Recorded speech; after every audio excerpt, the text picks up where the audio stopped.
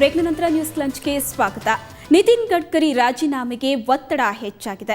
ನವದೆಹಲಿಯಲ್ಲಿ ಸುದ್ದಿಗೋಷ್ಠಿ ನಡೆಸಿದ ಬಿಜೆಪಿ ಮುಖಂಡ ರಾಮ್ ಜೇಠ್ಮಲಾನಿ ಗಡ್ಕರಿ ರಾಜೀನಾಮೆಗೆ ಆಗ್ರಹಿಸಿದರು. ಆರೋಪಗಳು ಕೇಳಿಬಂದ ಕೂಡಲೇ ರಾಜೀನಾಮೆ ನೀಡುವುದು ಸೂಕ್ತ ಅಂದರು. ಪಕ್ಷದ ಹಿತದೃಷ್ಟಿಯಿಂದ ರಾಜೀನಾಮೆ ನೀಡಿದ್ರೆ ಒಳಿತು, ಸ್ವಯಂ ಪ್ರೇರಿತರಾಗಿ ಅವರೇ ರಾಜೀನಾಮೆ ನೀಡುತ್ತಾರೆ ಅನ್ನೋ ನಿರೀಕ್ಷೆ ಇತ್ತು.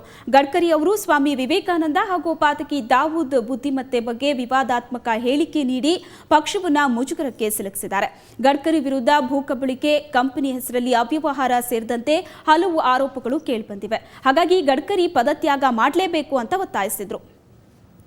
Opinions to be known both to the country as well as to Mr. Gadkari himself and to the party undoubtedly, that in the interest of party, the interest of the nation and in the interest of Mr. Gadkari himself, he should resign. The nation needs an opposition party. On the one side, you have Mr. Gadkari, who brackets Swami Vivekanand with Dawood.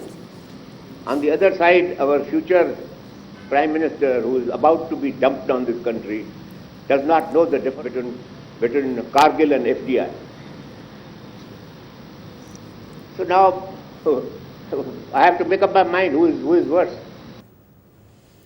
ಪಕ್ಷದ ನಾಯಕರ ಜೊತೆ ನಿರಂತರ ಸಂಪರ್ಕದಲ್ಲಿರೋ ಗಡ್ಕರಿ ಬೆಂಬಲಕ್ಕಾಗಿ ಹರಸಾಹಸ ಪಡ್ತಿದ್ದಾರೆ.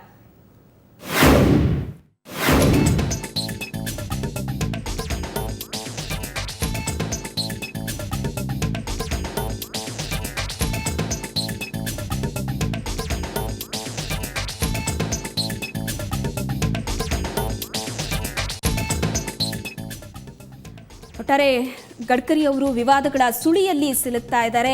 ಈಗ ಗಡ್ಕರಿ ಅವರು ಒಂದು ದೊಡ್ಡ ವಿವಾದಾತ್ಮಕ ಹೇಳಿಕೆಯನ್ನ ನೀಡಿ ಸಾಕಷ್ಟು ಮುಜುಗರಕ್ಕೆ ಕಾರಣವಾಗಿದ್ದಾರೆ. ಪ್ರತಿಪಕ್ಷಗಳ ಟೀಕೆಗೆ ಮಾತ್ರ ಅಲ್ಲ, ಪಕ್ಷದಲ್ಲಿ ಇರುವಂತಹ ನಾಯಕರಿಂದಲೂ ಕೂಡ ಸಾಕಷ್ಟು ಟೀಕೆಗೆ ವ್ಯಕ್ತವಾಗಿದ್ದಾರೆ. ಅವರ ತಲೆದಂಡಕ್ಕೆ ಎಲ್ಲರೂ ಕೂಡ ಒತ್ತಾಯ ಮಾಡ್ತಾ ಇದ್ದಾರೆ. ರಾಜೀನಾಮೆಯನ್ನ ಕೊಡಲೇಬೇಕು ಅನ್ನುವಂತಹ ಮಾತು ಕೂಡ ಕೇಳಿ ಬರ್ತಾ ಇದೆ.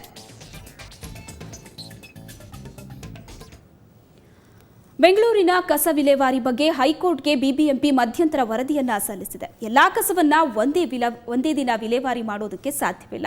ಹಂತ ಹಂತವಾಗಿ ವಿಲೇವಾರಿ ಮಾಡ್ತೀವಿ, ನಮಗೆ ಇನ್ನಷ್ಟು ಕಾಲಾವಕಾಶವನ್ನ ಕೊಡಿ ಅಂತ ಕೋರಿದೆ. ಕೋರ್ಟ್ಗೆ ಖುದ್ದು ಹಾಜರಾದಂತಹ ಬಿಬಿಎಂಪಿ ಆಯುಕ್ತ ರಜನೀಶ್ ಗೋಯಲ್ ಕಸ ವಿಲೇವಾರಿಗೆ ಹೆಚ್ಚಿನ ಭೂಮಿಯನ್ನ 1 ವಾರದಲ್ಲಿ ಮಂಜೂರು ಮಾಡಿಸ್ಕೊಳ್ತೀವಿ ಅಂತ ಕೋರ್ಟ್ಗೆ ತಿಳಿಸಿದರು.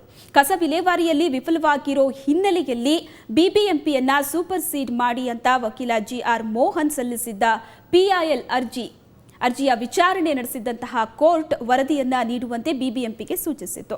ಬಿಬಿಎಂಪಿ ಆಯುಕ್ತರನ್ನ ತರಾಟೆಗೆ ತೆಗೆದುಕೊಂಡ ಹೈಕೋರ್ಟ್, ಕಸ ನಿಮ್ಮ ಕಣ್ಣಿಗೆ ಕಾಣಲ್ವಾ, ನಿಮ್ಮ ಕಣ್ಣು ಪರೀಕ್ಷೆ ಮಾಡಿಸ್ಕೊಳ್ಳಿ, ಬೇರೆಯವರು ಹೇಳೋವರೆಗೂ ನೀವು ಕಾಯ್ಬೇಕಾ ಅಂತ ತರಾಟೆಗೆ ತೆಗೆದುಕೊಂಡಿದೆ. ಕಸ ವಿಲೇವಾರಿಗೆ 5 ಕಡೆಗಳಲ್ಲಿ ಜಾಗ ಬೇಕಿದೆ ಅಂತ ಬಿಬಿಎಂಪಿ ಹೈಕೋರ್ಟ್ಗೆ ತಿಳಿಸಿದೆ. ಈ ಹಿನ್ನೆಲೆಯಲ್ಲಿ 2 ವಾರಗಳಲ್ಲಿ ಬಿಬಿಎಂಪಿ ಕೇಳಿದ ಜಮೀನು ಮಂಜೂರು ಬಗ್ಗೆ ಕ್ರಮ ಕೈಗೊಳ್ಳಿ ಅಂತ ಹೈಕೋರ್ಟ್ ಸರ್ಕಾರಕ್ಕೆ ಸೂಚಿಸಿ ನವೆಂಬರ್ 20ಕ್ಕೆ ವಿಚಾರಣೆಯನ್ನ ಮುಂದೂಡಿದೆ.